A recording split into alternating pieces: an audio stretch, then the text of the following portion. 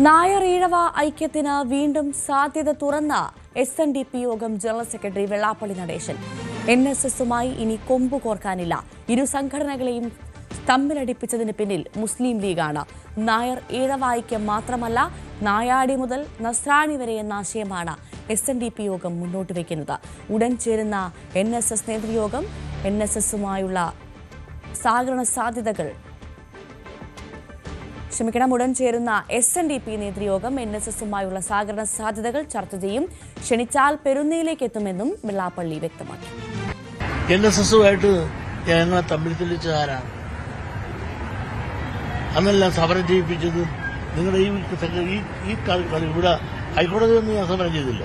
സംവരണം കാര്യം പറഞ്ഞോണ്ട് ഇതിന്റെ പിന്നിൽ ആരായിരുന്നു കൂടുന്നതല്ല? ഇവിടെ വെച്ചല്ല ഞാൻ കൂടുന്നത്.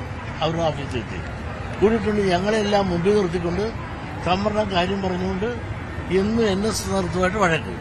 അവർ പുറകെ നിൽക്കുക, എന്നെ കൊണ്ട് പുറകെ പണി കാണിക്കുക. വന്നിട്ട് ഭരണത്തിൽ വന്നല്ലോ, എന്നിട്ട് എന്ത് ചെയ്തു?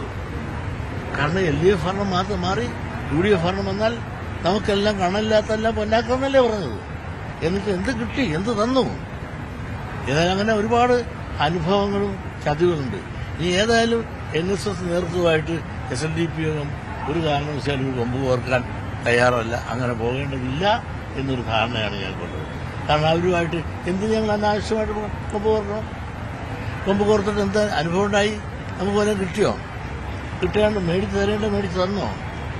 പിന്നെ അനാവശ്യമായി ഈ പ്രത്യേകിച്ച് ആദിവാസി തൊട്ട് നമ്പൂതിരി വരെയൊന്നും, അതിനുശേഷം ആദിവാസി തൊട്ട് നായാടി തൊട്ട്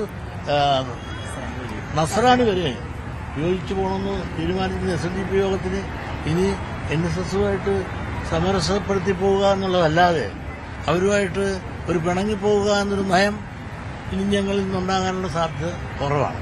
ഏതായാലും SNDP യോഗം ഇനി NSS നേതൃത്വമായിട്ട് ഒരു സമരസപ്പെടുത്തി പോകണം, അവരുമായിട്ട് ഒരു പിണക്കത്തിൽ പോകുന്നത് ഈ കാലഘട്ടത്തിൽ അനിവാര്യമല്ല, യോജിച്ചു പോകുന്നതാണ് അനിവാര്യം എന്നുള്ള ചിന്ത ഇന്ന് ഞങ്ങളിൽ ഉണ്ടായിട്ടുണ്ട്.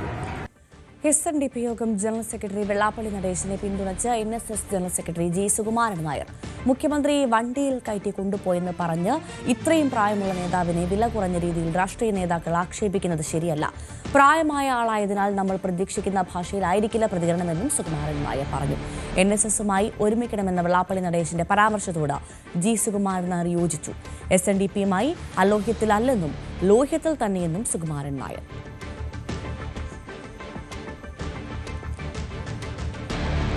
VD സതീശൻ മുഖ്യമന്ത്രി സ്ഥാനത്തിന് വേണ്ടി വർഗീയവാദികൾക്കായി കുടപിടിക്കുന്നുവെന്ന് വെള്ളാപ്പള്ളി നടേശൻ. സതീശനെ ഊളൻപാറയിൽ ചികിത്സിക്കണം. UDF അധികാരത്തിലെത്തിയാൽ മുസ്ലിം ലീഗാവും കേരളം ഭരിക്കുക. ഈഴവ സമൂഹത്തെ വെള്ളാപ്പള്ളി കറിവേപ്പിലയായി കാണുകയാണെങ്കിൽ തെറ്റിപ്പോയി. പിന്നോക്കക്കാരനായ മുഖ്യമന്ത്രി വാഹനത്തിൽ കയറ്റിയത് സതീശൻ ഇഷ്ടപ്പെട്ടില്ലെന്നും വെള്ളാപ്പള്ളി. മുഖ്യമന്ത്രിയുടെ വണ്ടിയിൽ ഞാൻ കയറി എന്ന് പറഞ്ഞാൽ അതൊരു വലിയൊരു കുറവായിട്ട് ഈ സതീശൻ കാണുന്നെങ്കിൽ അയാൾക്ക് ഊളംപാറയിൽ അയക്കട്ടെ. ഒരു ഈഴവ വിരോധിയാണ് സതീശൻ എന്ന് മനസ്സിലായില്ല.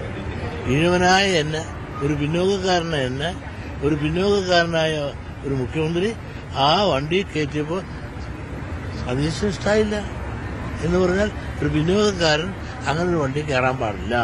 അയാൾക്ക് വട്ടാണ്. കാരണം അത് അയാളുടെ സ്വരം ഏതാനാണ്? അയാള് മുസ്ലിം ലീഗിന്റെ സ്വരമാണ് അയാളത്. അയാളുമായി ഇന്ന് വരുന്ന ആരുടെ സ്വരമാണ്? എല്ലാം ലീഗിൻ്റെത്. അതിങ്ങനെ പറഞ്ഞ് അവരെ സൂചിപ്പിച്ച് തീർക്കേണ്ടത് എന്തിനാണ്? അയാളുടെ ഭാവിയിലെ കാര്യസാധ്യത. ഈ 70 സമുദായം എന്ന് പറഞ്ഞാൽ ഈ രാജ്യത്തെ ഒരു കറിവേപ്പിലായിട്ടാണ് ഈ നേതാവ് കണക്കാക്കുന്നു എങ്കിൽ അത് തെറ്റുപറ്റിപ്പോയി. പക്ഷേ ഇദ്ദേഹം ഇതെല്ലാം പറയുന്നത് എന്താണെന്ന് എനിക്ക് മനസ്സിലാകും. കാരണം ഏറ്റവും വർഗീയവാദികളായ ആളുകൾക്ക് കൊട പിടിച്ചു കൊടുത്തുകൊണ്ട് ആ കൊടയുടെ തണലിൽ അവരെ സംരക്ഷിച്ച് നിർത്തിക്കൊണ്ട് അവരെ മതേതരത്വം പറയും. അവർക്കെല്ലാം കൊട പിടിച്ച് ഇനി അവരിൽ നിന്നുള്ള ആനുകൂല്യങ്ങൾ നേടാനും ആശീർവാദങ്ങൾ നേടാനും വേണ്ടിയിട്ട് ആണ് ഈ കൊടപിടുത്തം. കേൾക്കുമ്പോൾ മനസ്സിലാക്കും രാജാവിനേക്കാൾ വലിയ രാജഭക്തിയല്ലേ അവരോട് കാണിച്ചുകൊണ്ടിരിക്കുന്നത്. ഇതെല്ലാം അദ്ദേഹത്തിന്റെ രാഷ്ട്രീയ മോഹങ്ങളും നാളെ പല സ്ഥാനങ്ങളും അവർ വഴി ഓപ്പറേറ്റ് ചെയ്ത് കിട്ടാൻ വേണ്ടിയിട്ടുള്ള ഒരു അടവ് നയമായിട്ടാണ് ഞാൻ മനസ്സിലാക്കുന്നത്. പുള്ളിയുടെ കർമ്മം ചെയ്തോട്ടെ, ഞാൻ എൻ്റെ കർമ്മം ചെയ്തു.